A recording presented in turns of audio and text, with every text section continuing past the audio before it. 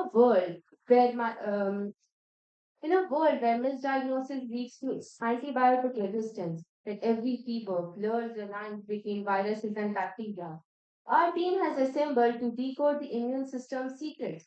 Good morning, everyone. We are Team BioVentures, and this project is being presented by Anishka, Avantika, Prathamesh, Soham, Srihari, and Tanishka.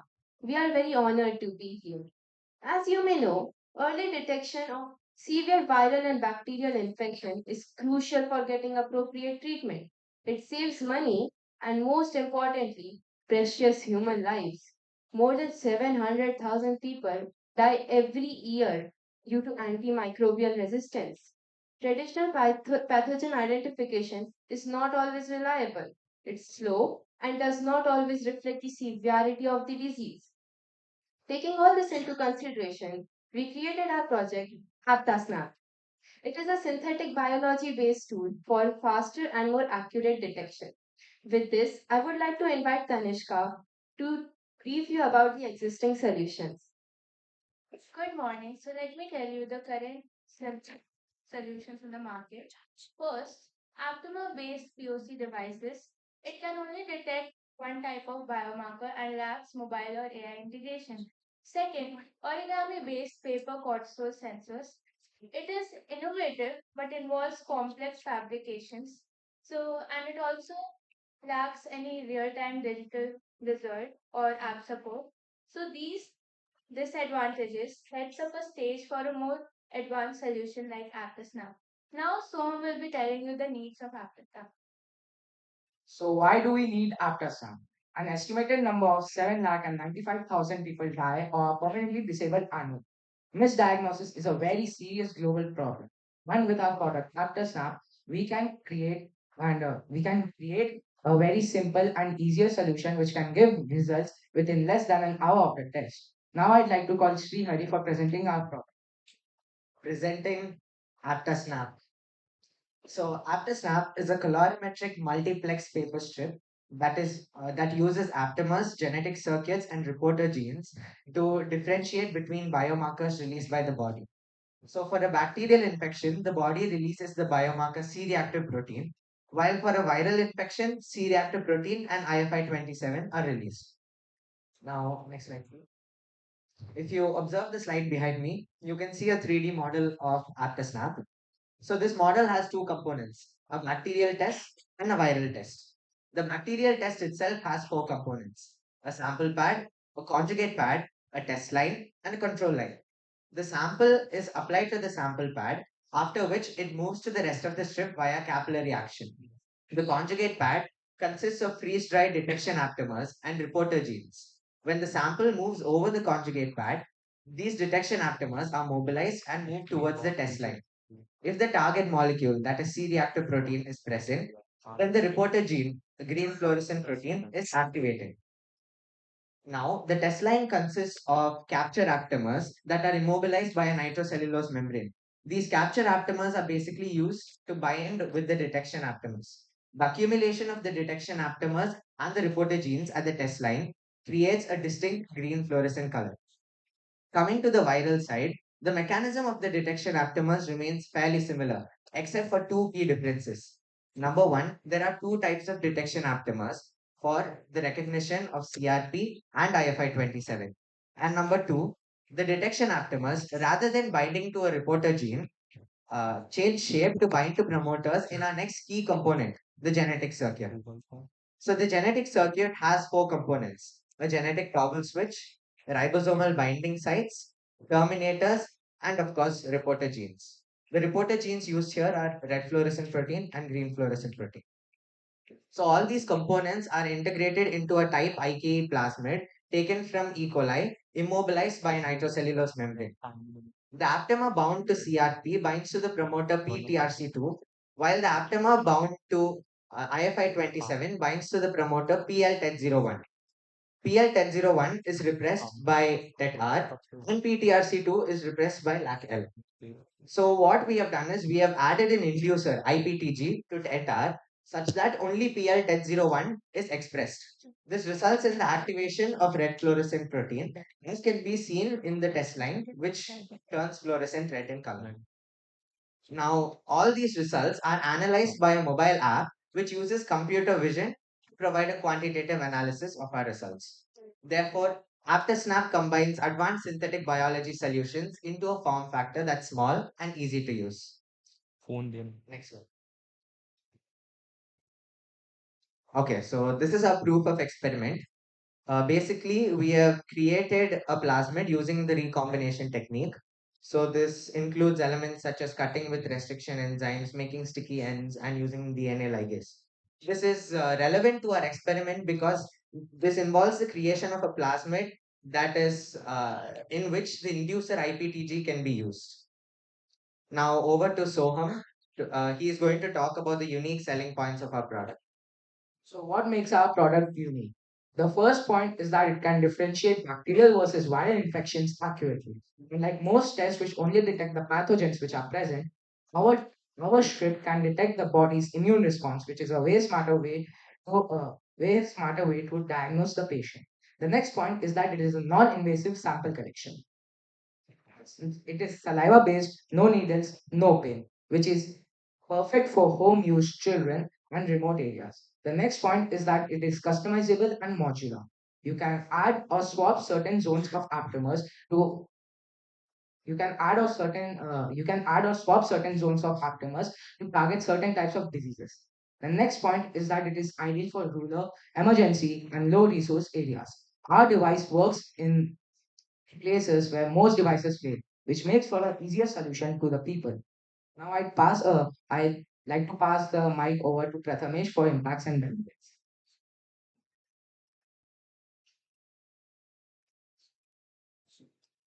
So how would AptaSnap impact the world? AptaSnap impacts. It expands healthcare in remote and rural areas, speeds up outbreak and disease detection. It enables personalized health monitoring. Mobile link allows instant data sharing. And how does AptaSnap benefit the world? So it is low cost, portable, and easy to use. It has high sensitivity and specificity. It is multiplexed and it gives fast results within minutes. And it is eco-friendly and simple to use, and some sustainable developments aligned to the AptaSnap are Sustainable Development Goal number 3, good health and well-being, and Sustainable Development Goal number 9, industry innovation and infrastructure, and Sustainable Development Goal number 13, in sustainable cities and communities. Now, I would like to pass the mic to Avantika. Now that you have heard about the problem and our solution, I would like to walk you through our market strategy, communication plan, commercialization plan, and our 5 year vision. First, let's start with our market strategy. We are basically going to first identify our target users, which are hospitals and clinics. Then, we are going to launch our product in a 3 phase plan. First, for the first phase, we'll launch pilot programs and partner with 3 to 5 hospitals. For the second phase, we'll officially launch our product in low resource and expanding markets. For the third phase, we'll expand our products to higher countries and even global organizations like WHO. Our pricing strategy is quite flexible. We'll keep low cost for developing countries, and we'll also give bulk discounts to encourage adoption. Now let's move on to our commercial. Now let's move on to our commercialization part. We'll promote our product AptaSnap through pre-health campaigns and creating engaging content on social media like animated videos or posters. We'll also have suitable partnerships with bio biotech ex, enha- biotech enhancers, NGOs, and disaster management groups to expand our growth. Then, for the risks like uh, regulatory power, regulatory delays and technical failures, we'll tackle this by using we'll tackle this by using building backup essays. Then, as for the sustainable success merits, we'll plan. Our aim is for 97% accuracy, and at least three countries should have partnerships with us. Now, finally, for our 5-year plan, in year one, we'll have a prototype validation and pilot testing. In year two, we'll patent our product from CDSCO. In year three, we'll finally launch our product in small hospitals and then expand from there. In year four, we'll go public and finalize our packaging. In year five, our aim is to go global and to start product diversification. While doing all this, we'll also do clinical validations and assess challenges to make this product more sustainable and scalable. Now, I would like to pass the mic to Anisha. The market is going towards fast, available, and uh, low budget.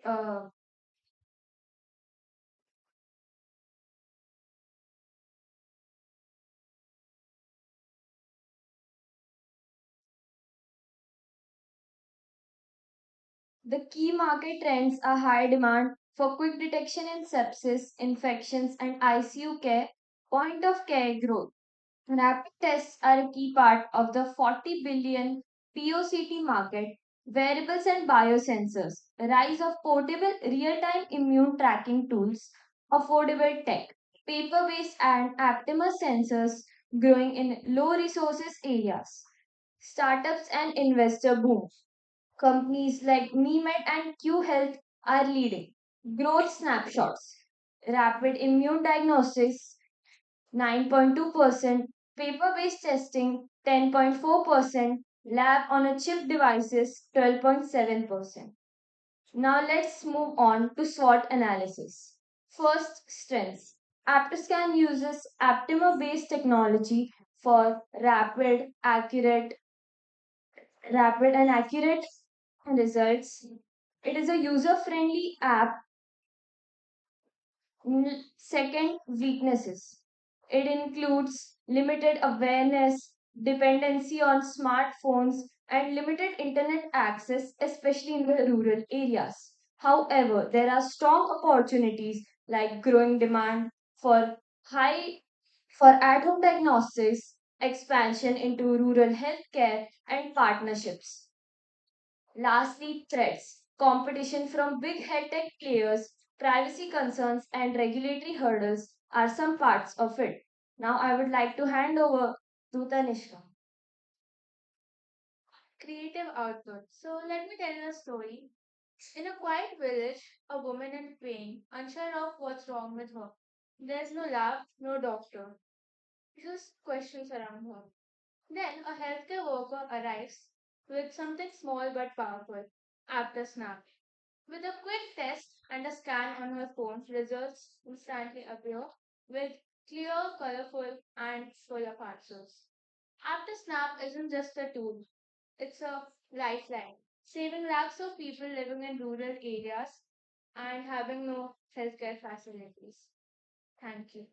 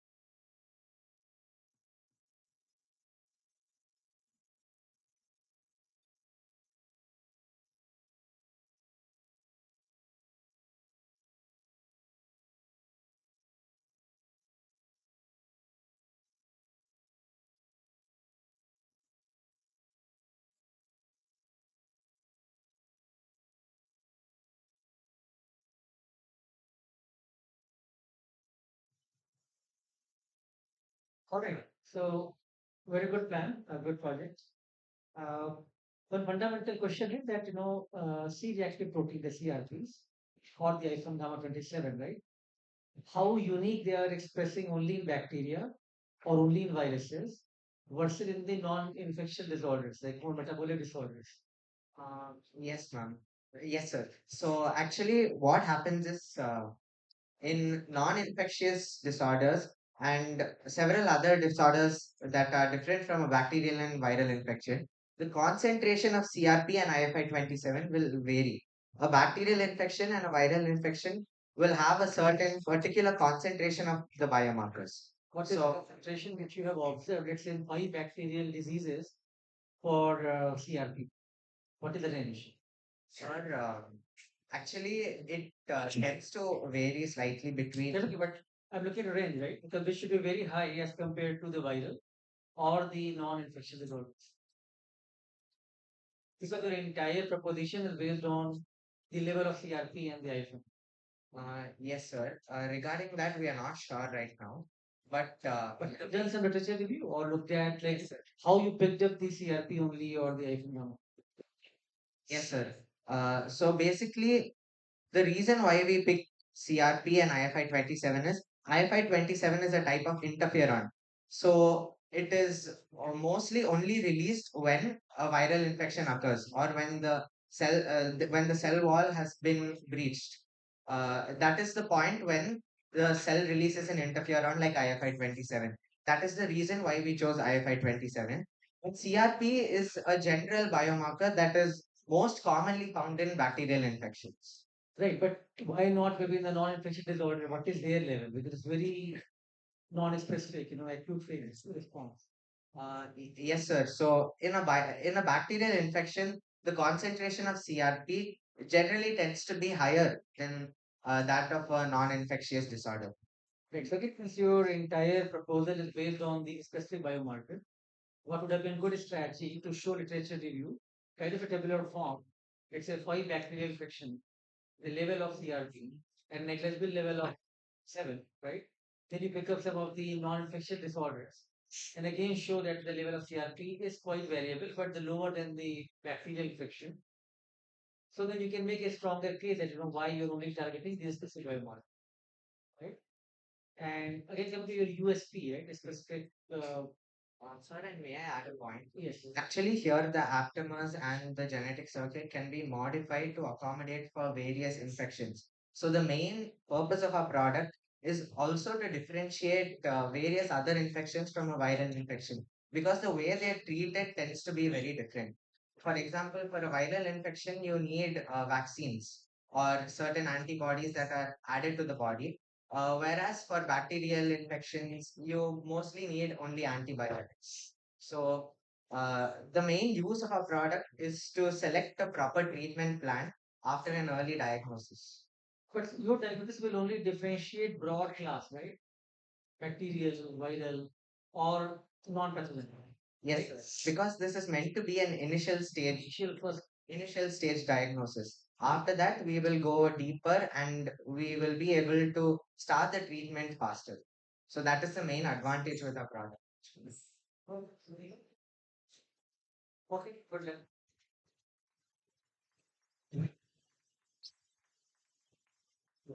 That was a really creative idea. I wish we had this during COVID. Let's welcome Team 4 now to the stage for their presentation. And after that, we have Team 8. So, Team 8, be ready for your presentation. Let's give a round of applause for Team 4.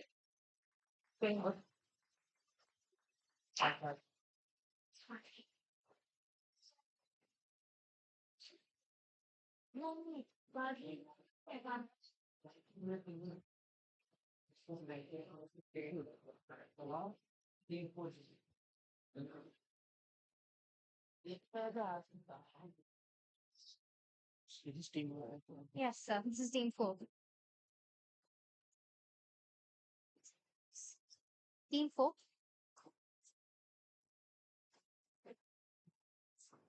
We have the right to.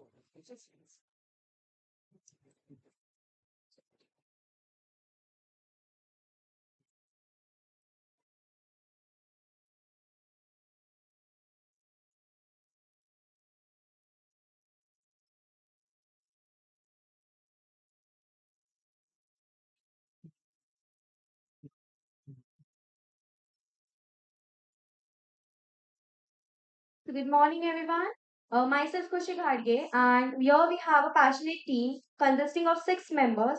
And here we have an innovative project titled Plastic to Fuel. So our title is focusing on what plastic waste is and what's impact it has on environment. So here we have a dilemma. So the dilemma we are facing. So current now we are facing the dilemmas on the ocean, streets, cities. It's consisting of plastic waste which feeds. So I want to play this video which will conclude you all what dilemma we are facing currently.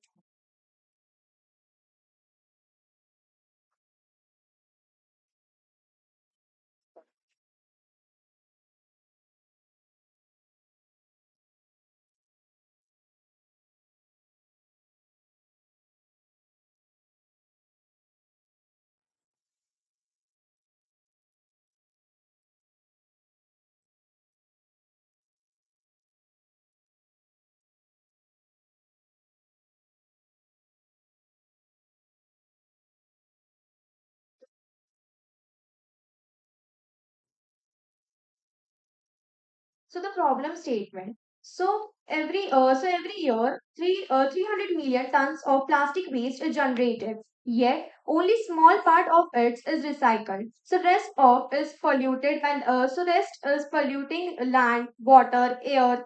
So it's a very big cost. So which is driving. So we are depleting non-renewable resources and driving climate change. Over to Param. So now I would like you all to have a look towards the companies currently producing biofuel. So if we see, so in USA we have the Poet LLC, REC acquired by Chevron USA, Enviro Waste Oil Recyclers, National Corporation in Finland. And if we go to the closer home, we see Indian Oil Corporation Ltd, Praj Industries Limited, SPO Clean Fuels Private Limited, Tamil Nadu, etc. So we are here not to compete. We are here to collaborate.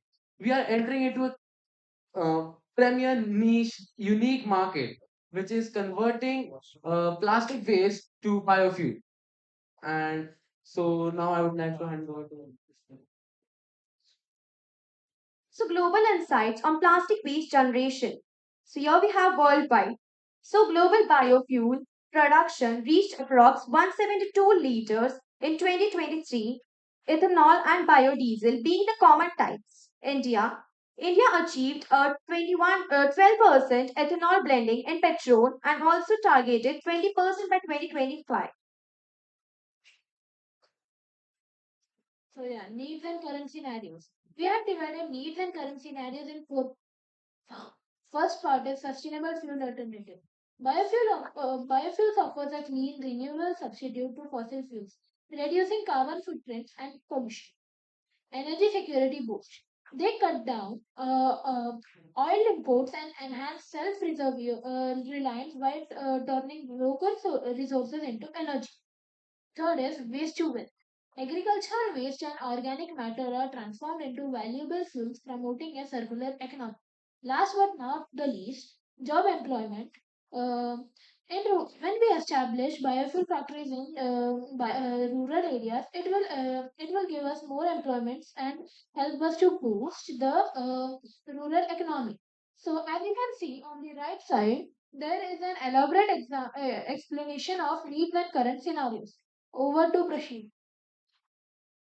Types of feedstocks used for biofuels. So there are three types of feedstocks.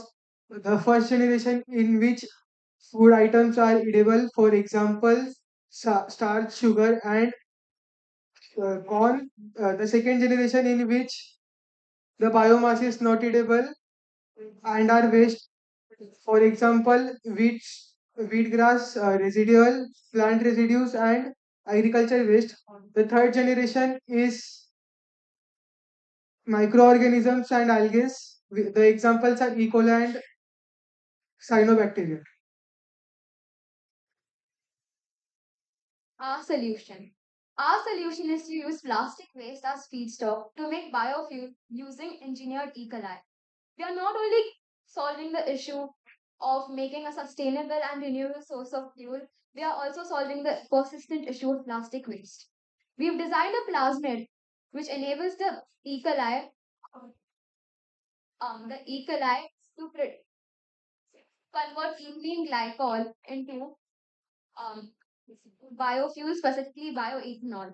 So now let's prepare our feedstock.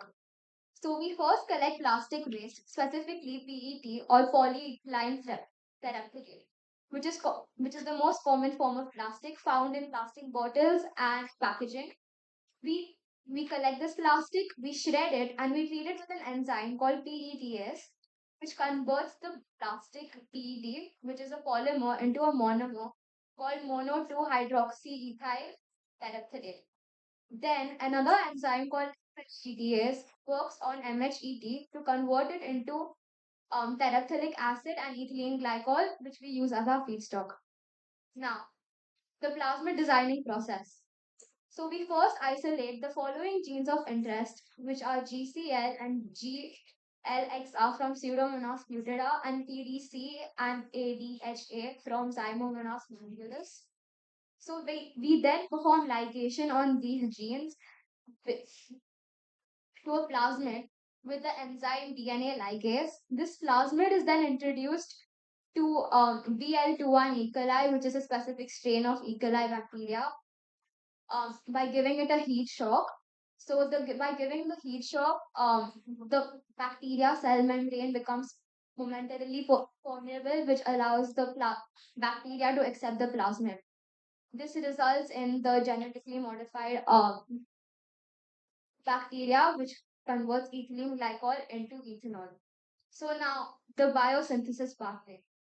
So as you can see, this is our biosynthesis pathway of how ethylene glycol is converted into ethanol and how each of our genes of interest plays a role in converting ethylene glycol to ethanol. So we start with ethylene glycol. It is then converted to one intermediate to another,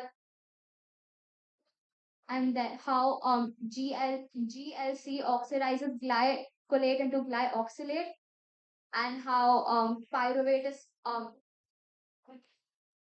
PDC gene decarboxylates pyruvate to form acetaldehyde, and how finally ADHA reduces the acetaldehyde to form the bioethanol. So where does this process take place? So this process takes place in a bioreactor which is designed for large scale production. Our feedstock is ethylene glycol and terephthalic acid. Our so then we add our feedstock, our engineered bacteria BL21 E. coli, in the medium M9 minimal medium, which is a medium in which the bacteria can grow. The temperature requirements is 33 to 35 degrees Celsius, and the duration is 24 to 48 hours. After which we get our fuel grade ethanol, which can be separated by centrifugation. Once again, good afternoon, everyone. As we have already gone through the scientific part of converting plastic waste into ethanol. So now I am here with the 5 years plan of our business. You can allow me to go through the financial backbone of our business, which will lead this lab innovation into a full-fledged national solution. So here, from first year, we start the lab validation. During the lab validation, we engineer the E. coli with a custom plasmid. With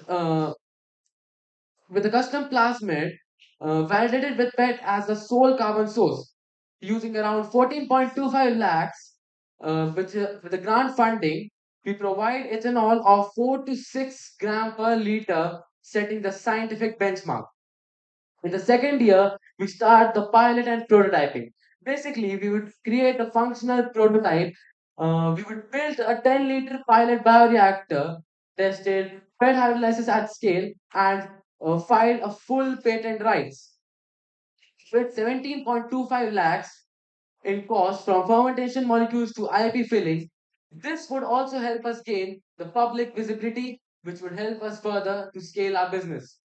In the third, we would go up through the legal licensing and product testing. We would test our product, we would get approvals from the MSME, we would register in the MSME, and this would be done within 6 lakh rupees. If I go to the fourth year, it would be the commercial launch, where we would basically launch our first operational site in 1 to 2 cities. Here we would process 100 kg of plastic per day, producing 15,000 liters of ethanol per month, which would likely generate a monthly revenue of 10.5 lakhs and an annual revenue of 1.26 crores. With total cost of 30.3 lakhs per year, we hit 95.7 lakh annual EBITDA. That brings our break-even timeline to just 15 months post-launch. And now we are here with the expansion and tech diversity. Basically, we would launch rural mobile units, explore patties. Basically, the R&D process would be done. Further R&D process to scale our business would be done in the fifth year. Next slide. What I just explained now is the same thing, but in a more attractive manner in the form of flowchart and graphs. Next slide. So now everyone must have went to a petrol pump, and you would always look at what is the price of 1 liter of petrol, and this question would have come in many of minds. So, here I am going to explain the cost of making as well as selling our 1 liter of biofuel. The major cost of our making goes with the enzyme and biochemicals, which are expensive. Although you would think that it is about 1,500 rupees, but it is 1,500 rupees per kg. We are using it per liter. So it is very 5 rupees per liter of enzymes, 0.40 of plastic waste sourcing, energy and transport of 1.33 rupees, and package and transport of 1 rupees. Total cost of making would be 18.84 rupees, and the selling cost would be around 70 rupees per liter. So this would help us gain a 53.84 rupees profit. And now here we are with the website overview, where the Plastic to Fuel website is designed to showcase the company's innovative solution to plastic waste by converting it into a sustainable fuel. Here we have four major sections which you would be knowing about. So now I would like to hand over it to Sunil for SWOT analysis. Let's break down the squad analysis for plastic to fuel, starting with the strength. Converts plastic waste into ethanol using microbes. It's low cost input and dual environment benefit. Scalable and industry friendly design. On the opportunity side, we have strong support from government for ethanol and waste management and growing need from industries. On the weaknesses include early stage of technology, need of sorted plastic, and possible regulatory delays. And the threats, competing clean fuel technology in market, public hesitation about microbes, delays due to shifting policy or infrastructure gaps.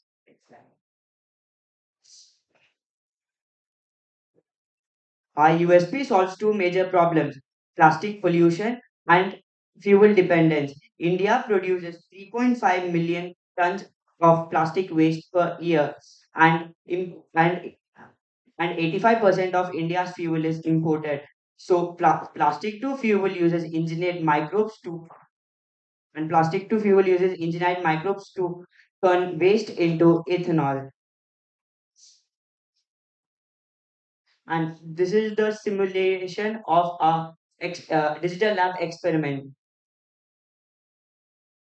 This is the creative output, and this is the summary of plastic to fuel. This is the references.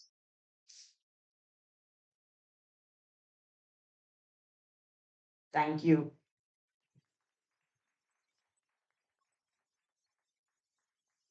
At last, I would like to say, we are plastic to fuel, converting waste into worth. Thank you.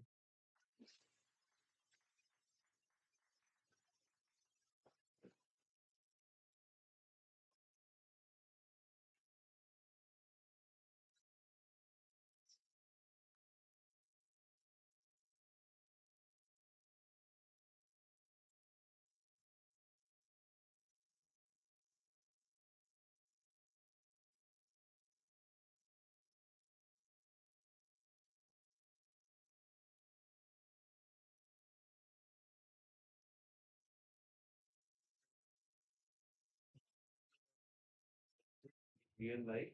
So nice presentation. So what we would like to know is on what basis did you choose the source of genes, that is from Pseudomonas and Gynomonas? What is special about these organisms or the genes from these organisms?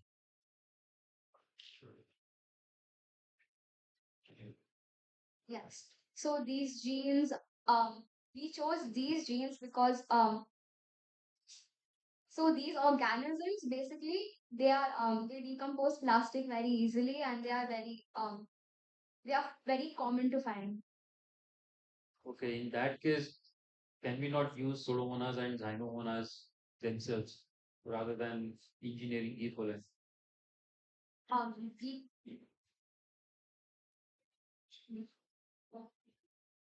we can't. No, what's the can you repeat the question? You said these two organisms are efficient in degrading plastic, right? So can we not use these organisms themselves rather than taking genes from them and engineering E. coli? We can use them, but then it won't be as efficient for large scale production because so when we add these genes to the plasmid self replicates, right? So it won't be as efficient for large scale production. So did you mean to say that Pseudomonas is a slow growing organism than E. coli? Is that so?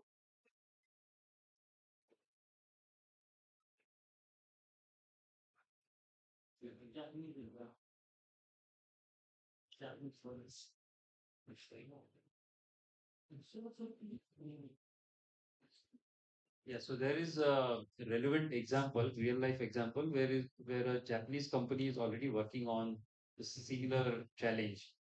And what they have done is that they have taken genes from wax moth larvae. Okay, so wax moth larvae has a natural ability to degrade plastic very easily. Meaning, if you collect larvae and put them in a plastic bag, you will find that soon the plastic bags will have holes in them. They are much more efficient than Pseudomonas and Xanthomonas. So that company is already working on genetic engineering using genes from wax moths and putting it in E. coli and see if E. coli can become a degrader of plastic. Were you guys aware of that? Mm. Okay. Okay. All the best. Thank you.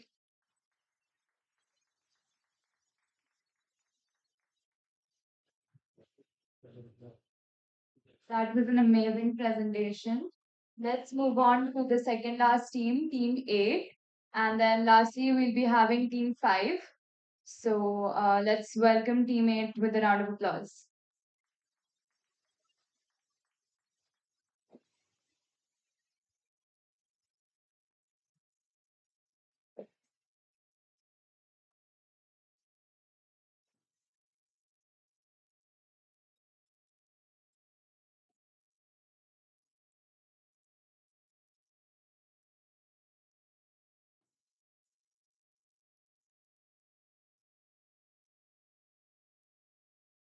Good morning, everyone.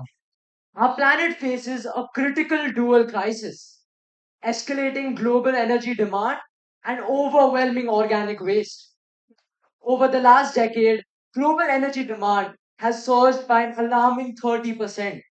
In 2023 alone, record high temperatures drove electricity consumption up by approximately 1,200 terawatt hours, a 4% year on year increase. This rate of consumption is simply unsustainable. At the same time, millions of tons of organic waste, food waste, sewage, and agricultural residue are going unused.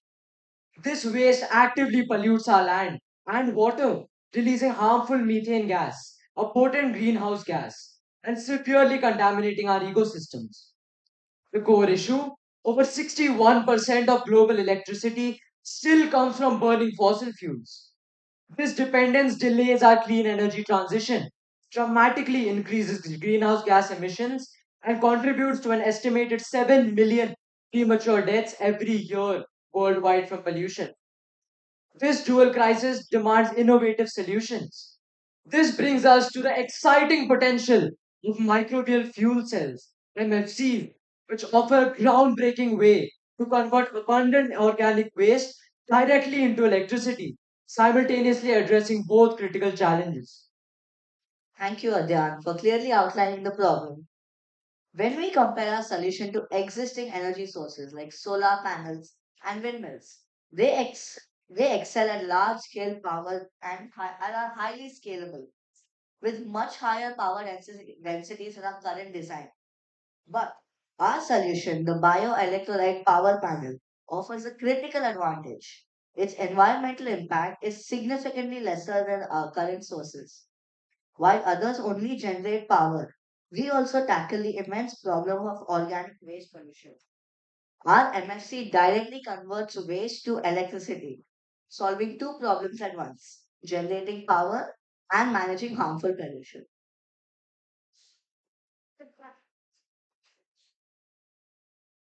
The violet The bioelectrolyte panel is a dual chamber microbial fuel cell that generates clean electricity.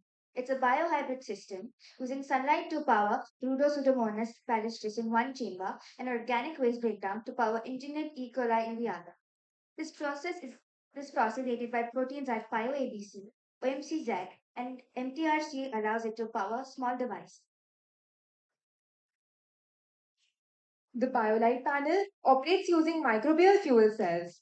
Living bacteria break down food waste, releasing electrons that are captured by electrodes to generate electricity. The system uses a modular tile design, allowing units to be stacked for scalable power output. The primary fuel source is compost leachate from kitchen waste, chosen for its safety, scalability, and low cost. To maximize power output and versatility, we engineer our bacterial strains with key enhancements. MTRCAB genes from Shevanella onenensis to boost electron transfer to electrodes. OMCZ nanowires from Geobacter sulfurudescens to increase conductivity, plus GFP for visual confirmation of successful modification. BioABC from R. palustris to harness sunlight via a specialized traveling pathway, driving additional electron flow. But this can only be done in the future. Starting from robust wildlife strains, these targeted synthetic biology upgrades significantly improve overall efficiency. Now let's now let's understand how its components intricately work together to generate electricity. The bio the bioelectrolyte panel is a dual chamber microbial fuel cell. The top chamber houses sun powered R palistris optimized for light capture. The bottom chamber is where waste fed engineered E. coli breaks down organic matter. Both chambers share a single anode to efficiently collect electrons from both processes. The top chamber contains R. palustris, the photosynthetic bacteria. We've enhanced its flavin biosynthesis genes to boost the production of electron shuttling molecules, which, which directly increases electricity generation. This chamber features a transparent lid for optimal exposure to LED or natural sunlight. The substrates used for high electric output are acetate or petroleum hydrocarbons. For simpler applications, a wild type strain combined with Fe3 plus can also be effectively used. Moving to the bottom chamber, this is where engineered E. coli converts waste into power. These bacteria are fed glucose or food based slurry and are generally modified for enhanced electron transfer. They express OMCZ from Geobacter for nanowire production, creating conductive pathways for electrons. They also express MTRC from Shavanella, an outer membrane cytochrome vital for transferring electrons outside the bacterial cell to the electrode. Critically, a knockout of the LDHA gene redirects the E. coli metabolism for maximum electron output, ensuring highly efficient energy convergence. This is a model that we designed for our MFs. The bioelectrolyte panel converts biological activity into usable electricity through a complete circuit. An external electrical circuit is formed by connecting the shared anode to an oxygen exposed cathode. Internally, protons move up an proton exchange membrane, closing the circuit and enabling continuous current generation. This system generates enough power for small LEDs or USB devices. Its key innovation is a dual input system that combines solar and organic waste energy, allowing it to function effectively in both daylight and darkness. This makes The bioelectrolyte, versatile, resilient, and truly renewable, self-sustaining electricity source. Thank you for that detailed explanation of our system's mechanics. Now let's move to the practical side of the BioLite panel, including its current power, capabilities, and costs. In terms of power output, each individual MFC unit of our bioelectrolyte power panel can generate zero point 0.3 volts to zero point 0.6 volts. When we look at power density, we're achieving zero point 0.5 to 5 watts per square meter. To give you a tangible idea of its current scale, approximately 5 MFCs are needed to power a single LED. While it needs further scaling, the modular design allows for significant flexibility.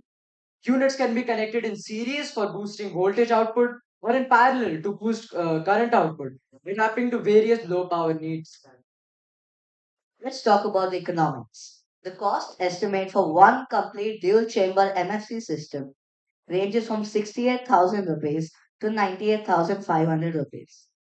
This comprehensive estimate includes the biological components and the essential hardware, covering both chambers, the Nafion membrane, and all necessary hardware for operation and monitoring.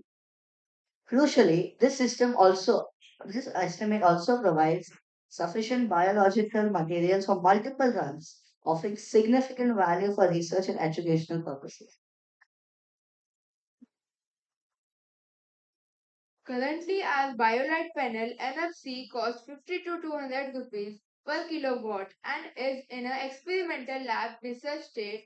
This makes it more expensive and smaller in scale than established large grade solutions like solar panels, windmills, and turbines, which are mass market and have large power densities. However, it is a crucial differentiator and a core value is its significantly lower environmental impact, actively addressing organic waste while generating power, a benefit a traditional source lag.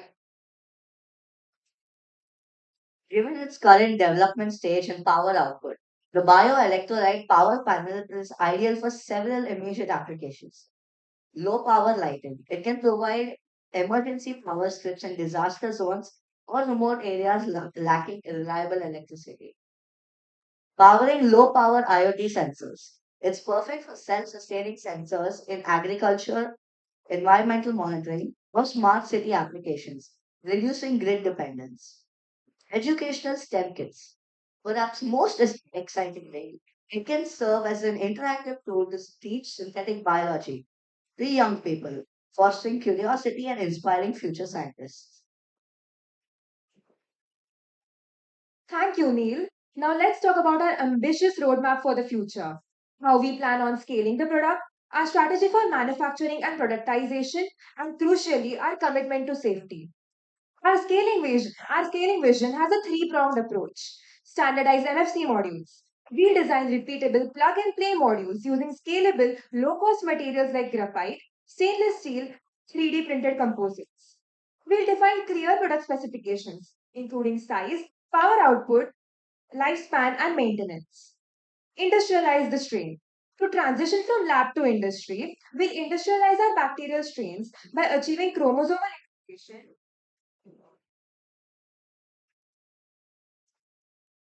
and validating stability. We also develop commercial starter cultures for reliable setup. Pilot deployment. The crucial next step is real world pilot deployment in diverse settings like wastewater treatment plants, breweries, and for off grid sensors. This will gather essential performance data, allowing us to continuously optimize our design for maximum efficiency. Our manufacturing and productization strategy prioritizes efficiency and scalability. We partner with contract manufacturing organizations, CMOs, for bacterial strain production and specialized manufacturers for hardware. Our modular design is key for industrial scale, envisioning stackable MFC units from kilowatts to hundreds of kilowatts, similar to advanced batteries or solar panels. Each self contained module simplifies scaling and maintenance. We'll design low cost, high conductivity electrodes, integrate smart sensors for real time monitoring, and implement robust quality control. This approach supports distinct product lines for small scale uses, educational kits, and large industrial applications. A great idea comes with a great risk with their okay. There are few clear risks along with their solutions that we will use while implementing our MFC. Risk of electrode degradation can be preventing using corrosion resistant material and regular maintenance. Scaling challenges can be tackled by using modular replicable unit design. Regulatory and environmental compliance can be done by working close with local environmental agencies and follow waste management and energy generation. As a part of our project, we also conducted simulations through which we understood basic concepts of genetic engineering and synthetic biology, like gene extraction, DNA purification, plasmid introduction, restriction enzymes, and PCR cloning. These concepts can be applied to achieve the desired outcome for our project.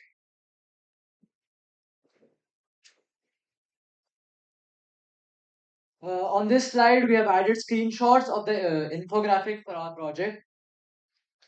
In closing, bio-electrolyte power panel is not just a scientific breakthrough. It represents a profound step towards a sustainable future. We are confronting the dual challenges of energy demand and waste pollution with an innovative biohybrid solution that harnesses nature's own power. From powering small devices and inspiring young minds to providing critical off-grid solutions, the bioelectrolyte panel illuminates a path to a cleaner, greener tomorrow. While the journey to large scale deployment is ongoing, our modular design and rigorous commitment to safety are paving the way for broader and impactful applications. We firmly believe this technology has the potential to transform waste into a valuable resource, making clean, self sustaining electricity accessible to communities worldwide. Thank you for your time and attention. We are now ready to answer any question you may have.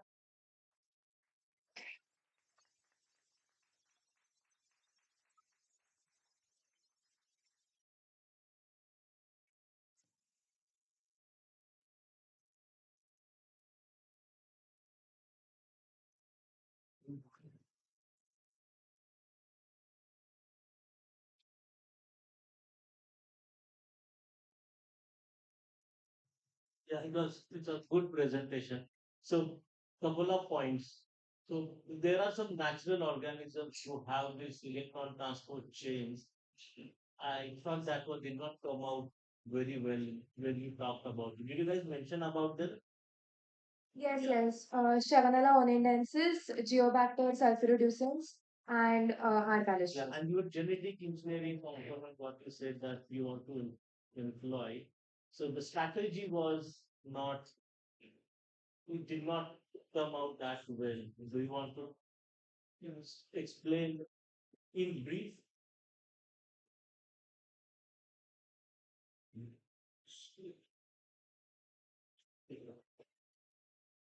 Okay, so basically what we are doing is we are integrating certain proteins from these bacteria that I just mentioned into E. coli because it's all of these are PSL level 1. So that's why we are integrating proteins like MPR-CAB, PIO-ABC, but currently we can't use PIO-ABC because it's not yeah, so we right now are restricted to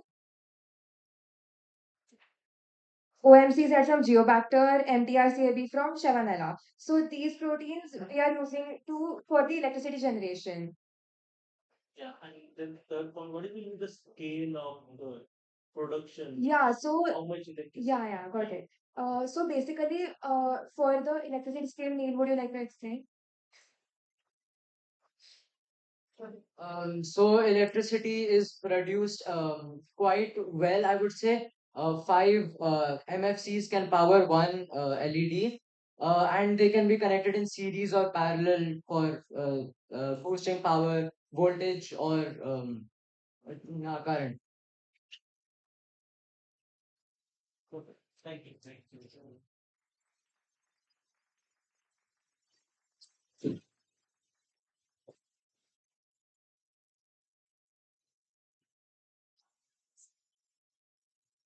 That was an amazing presentation. Now let's gear up for our last team, Team 5. Let's welcome them with a big round of applause. Hey guys, we are seeing some of you are not paying attention. So we got reviews from judges. So if you would not pay attention, since it is the last one, there would be a negative marking for you all. There may be questions asked from this Guys presentation. who are sitting in the back, whoever presented, no, don't take your phones out. Listen to others also. They also spend sufficient amount of energy in preparing their presentations. Okay, so let's start the last presentation. So let's give a huge round of applause. This is the last presentation of the day.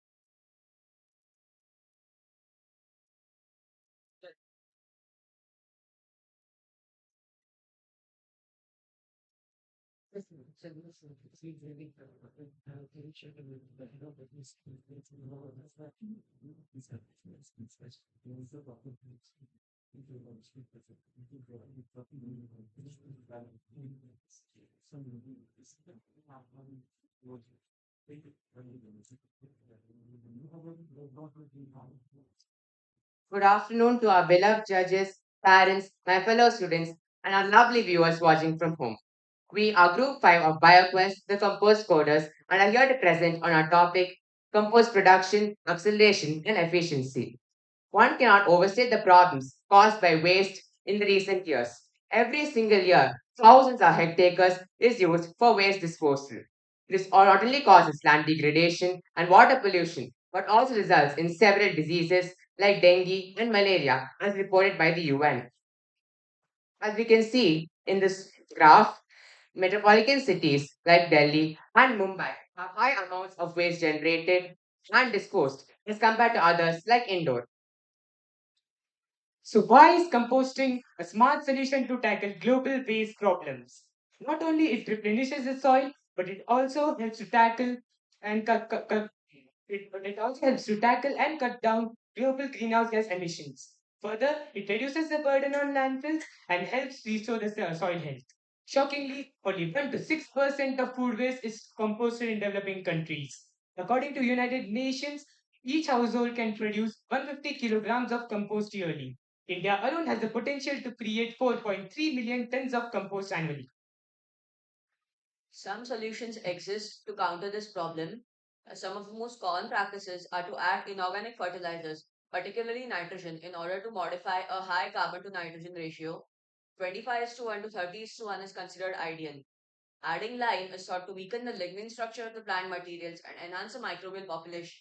But the pile may become too alkaline, resulting in significant nitrogen loss, as alkalinity causes denitrification in some cases. We all know what a kill switch is. It is a mechanism which prevents any mishaps by causing cell death. The kill switch is never the main focus of any part of synthetic biology. But what if we made it one? Enter Pseudomonas aeruginosa or Pseudomonas strain AAC1. It has a wide array of nutrients to digest, from proteins to carbohydrates to pectin. But why don't we use it, you may ask? Well, it is an opportunistic pathogen, meaning in certain conditions, it can be lethal to us. That is why we're installing a kill switch into it. There are primarily two types of kill switches, the dead man and passcode type. However, we are not using either of them in favor of a multi-layered kill switch. We use the bacterium Pseudomonas 8AC1, also called Pseudomonas aeruginosa. The first repressor we use, the H2S sensor, is SQRR. The second repressor, the toxin repressor, is black eye. We also use an intermediate effector, which is a protease. So you might think, how does the bacterium sense when to kill itself? Well, we use the hydrogen sulfide concentration in soil for that. It averages at around 0.0139 milligrams per meter cube by the end of composting. Therefore, we have kept a threshold of around 0.0135 milligrams. So, when this threshold is reached, what will happen? Well, our first repressive protein, SQRR, is extremely sensitive to hydrogen sulfide. Therefore, when it senses the particular concentration, it degrades itself. Its function is to repress the protease, MFLON. Therefore, when it stops repressing it, it is expressed and MFLON is freed. MFLON acts on the second repressive protein, LACI, and this causes it to get degraded. When LACI is degraded, the toxin is released because it's no longer repressed. This eventually results in cell death. Next slide. So you might ask, what sequencing are we using? Well, we're using E. coli, BAM-HI, and KPNI as our promoters, and BAM-HI, KPNI, and PSTI as our terminators. This is the diagram of our plasmid. We have used PHB-JT015 because it is a low copy number plasmid. This allows us to modify and ensure safety in the diagram. This is a more clear version. We have used this in order to ensure that our project does not fail, and it also provides safety and security. So, what makes our products unique is that instead of using or increasing enzyme secreting bacteria, we are in, we are instead uh, we're instead modifying the security of the bacteria by implementing kill switches, which prevents the bacteria turning into pathogen. We are also using the bacteria Pseudomonas instead of E. coli. Even though E. coli is used majorly in composting, in our case, Pseudomonas is perfect. Uh, uh, our product also allows for flexibility in use for customers because they don't need any special knowledge or any special equipment for composting. And it also does not affect the environment in any negative way. Our market Our marketing strategy is around to distribute the product. It is also help us to determine and the cost of selling price and of the bacteria. We also conduct a survey to ask people how much they will be willing to pay for the bacteria. This shows that the people are willing to pay the amount for the benefit of the composting. This histogram is depict the amount that people are willing to pay, and the amount of it is 1500 to 2000. On the other hand, the pie charts help us to understand the various age groups. We are the voices of the future. Therefore, for our creative output, we have decided to conduct several things. Not only this, but also a chart. We believe that the creative output here is extremely important because every single one in this room is capable of doing something. In other topics, we can't, but here, every single contribution matters.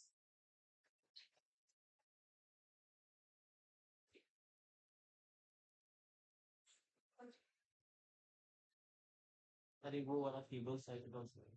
Respond it. Whatever is connected to laptop. This side. Yeah.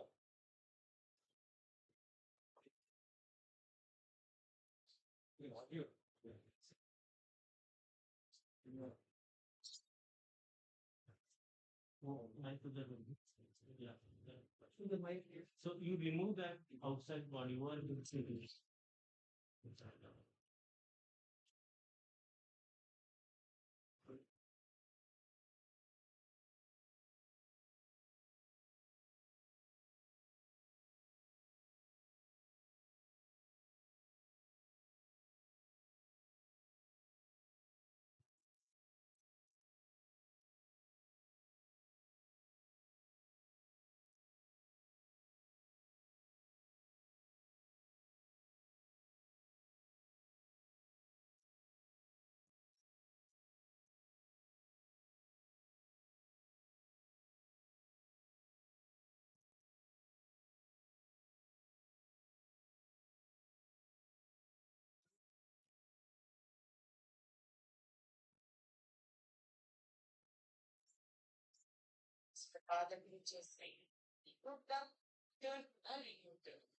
But now, podcast on species nature, finding the botanical and collecting the land depends upon. That's where composting comes in. It's not just of recycling, turning kitchen and garden waste to rich living soil. It's simple, powerful, one of the easiest steps we can take to help the planet. That's where we step into synthetic kitchen trying to get to compost and to make it quick, safe, and effective. This turns the waste into the healthy compost. Now, it is the smartest way to use it.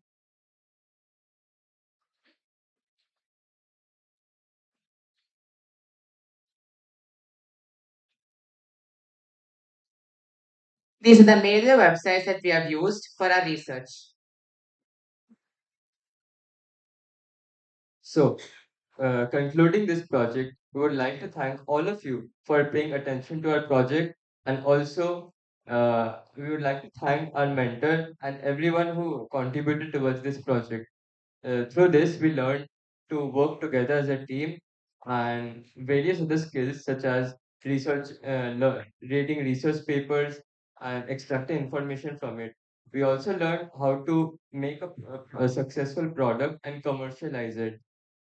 So we welcome any questions and work towards into collaborating for a successful, safe, and sustainable future.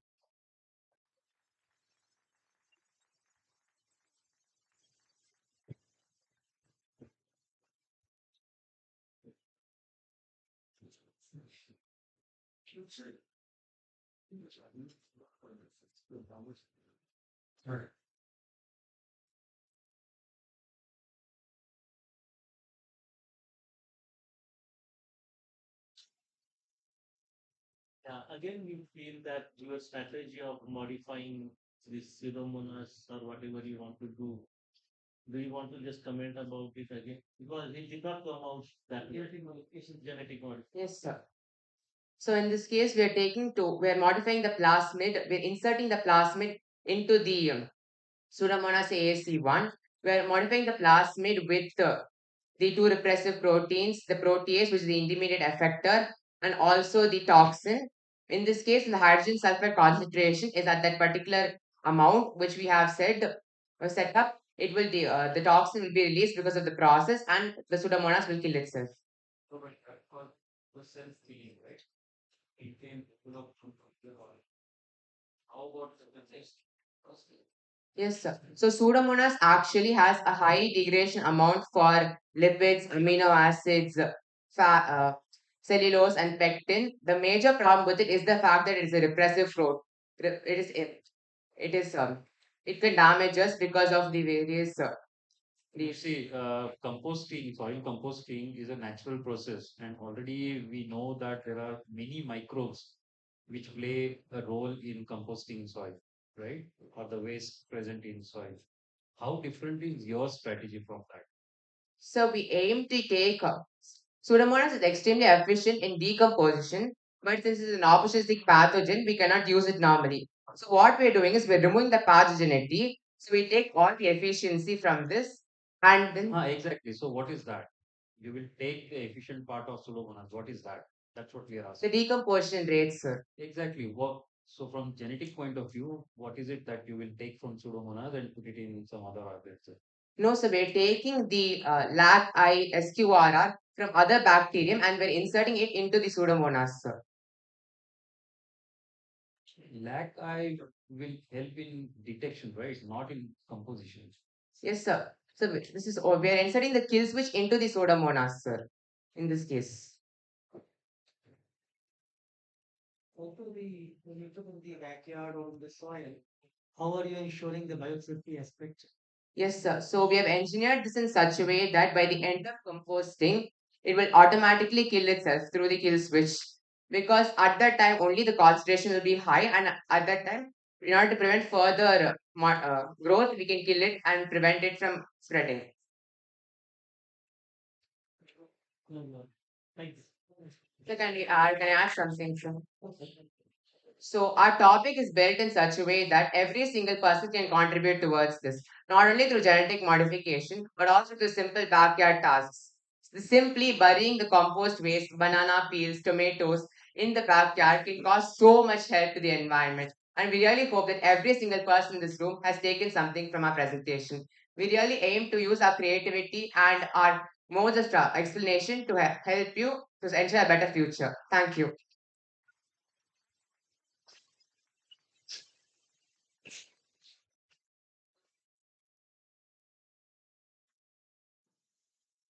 Thank you very much all for joining us today. And with this, we conclude the presentations. Well, while lunch is being prepared in another 10 minutes, we would like the professors and our beloved judges to share a few words with us.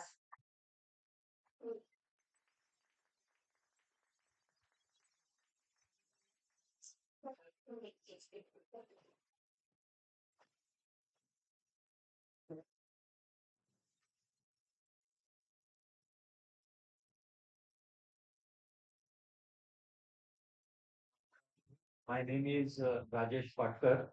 I'm from Biosciences and Bioengineering Department of IIT Bombay. And we work on understanding host pathogen interaction and especially the molecular basis of the host pathogen interaction. Okay, so for today's presentations, first of all, I would like to apologize for a few technical glitches because of which two or three teams were slightly affected.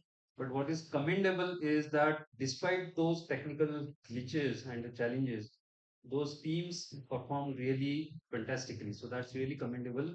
Hats off to them. And overall, in general, all the teams, all the 10 teams have presented very nicely. Okay, so at this stage of 9th and 10th standard, they've shown a wonderful teamwork.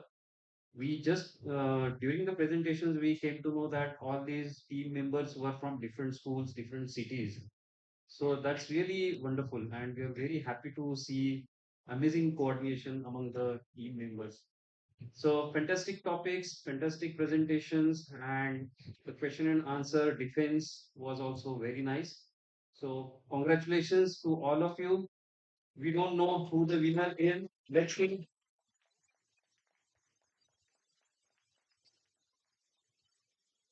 Actually, hi, I'm Swapnil Shinde. I am also from the same department, Biosciences and Bioengineering. What we study is that how the extracellular cues like light, touch, smell, everything is sensed by our cells. That's what we try and understand in my lab. So as Professor Rajesh said, I will reiterate the same thing. During the crisis situation when your presentation is not running, uh, especially this particular group who use the board. I mean, it's not to single out them, but everybody did well. But I think this is something, the maturity all of you have at this age is really, really commendable. You did very well. And all of you, I think you did very well. It was great to be part of this. Thank you. All right, my name is Sanjeeva Srivastava. I am also a professor in Bioscience and Bioengineering. I look at more of the omic technologies like proteomics and multi-omics and big data to understand different diseases, mainly cancer. It was an amazing experience to witness a lot of exciting project today. But just to mention to all of you, like you are in a very fortunate time of the bio revolutions happening, And most of the breakthroughs, which is just I think before you were born, probably it started in 2000 or so with the Human Genome Project, when the first time we knew about all the genes.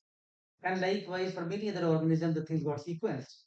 Then eventually now that knowledge is percolating and keep adding with a much more insightful molecular biology information, which is now leading towards synthetic biology, when now you have the ability to think about how to change the gene circuits and utilize both biology knowledge as well as the technologies and the computational skill together to engineer this. And maybe in future you will have probably softwares which you can understand the life forms much better, right? So you are actually getting a training, or you are trying to pose a question, understand, make a hypothesis, working towards a project to address some of the very critical biological problems. And it was very nice to see the diverse range of the problems from the ecosystem to the human health, how you are able to apply some of these crucial tools to address the bigger problems. I'm sure there will be one team which will be winner of today's entire project performance. But in our all our discussions, we all felt you're all winners because the kind of journey which you have covered, the ability to come up with the new concept.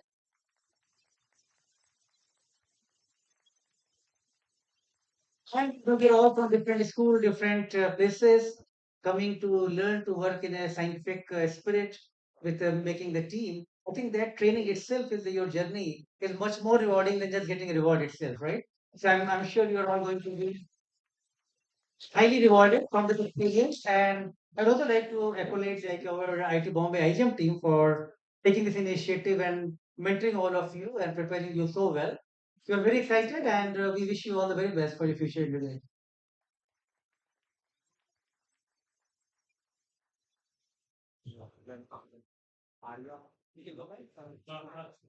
Thank you, sir, for your kind words. Now we will proceed for lunch, and further instructions will be given by Sunday. Quick picture. Yes. With the With all the organizers and the audience. Okay. So, one camp. First with the audience. Can you just make sure everyone is visible? Okay. Can we have all the IGEM team members of IIT and MIT on the stage?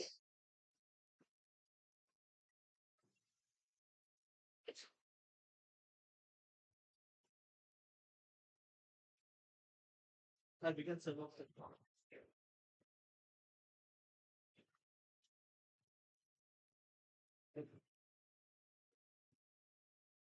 Bye.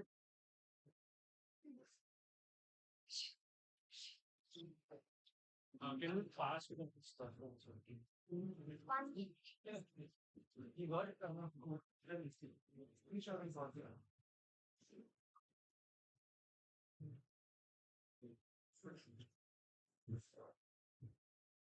Which one second? Yeah.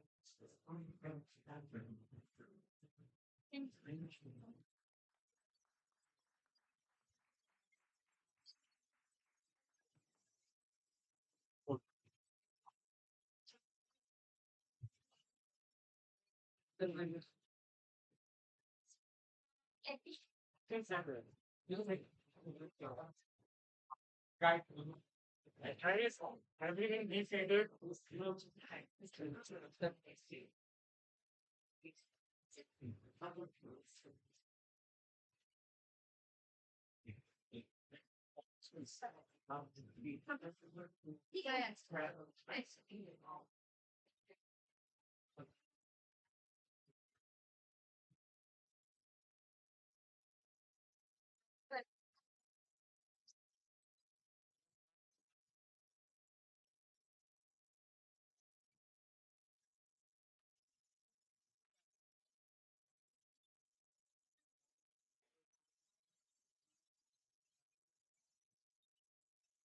the mentor actually.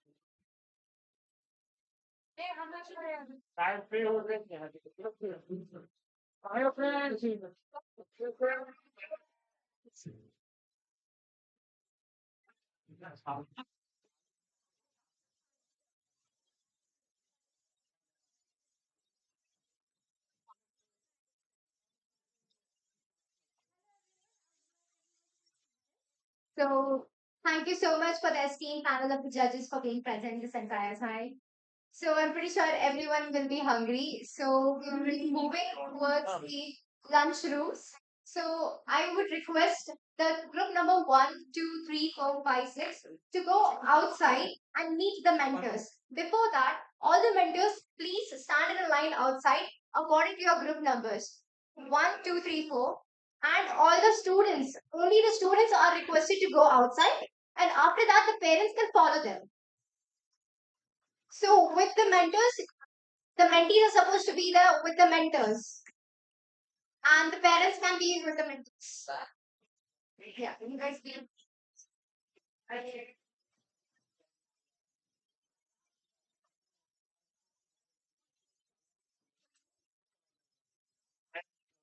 One more announcement. After lunch, we'll move to LC 1 or 2. That's just beside this room.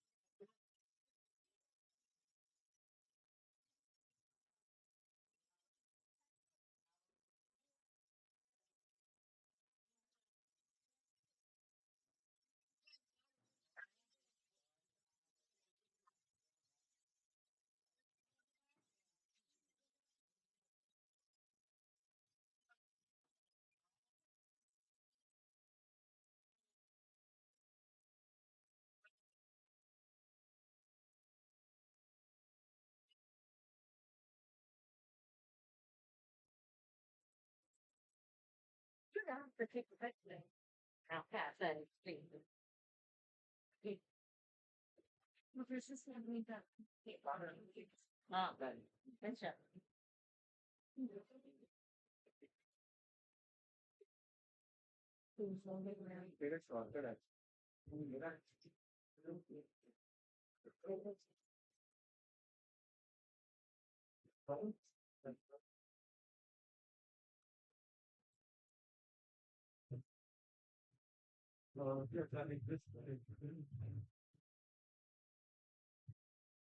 You come back for what?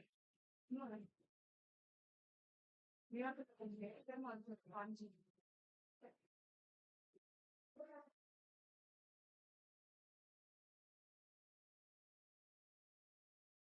The streaming is still going on.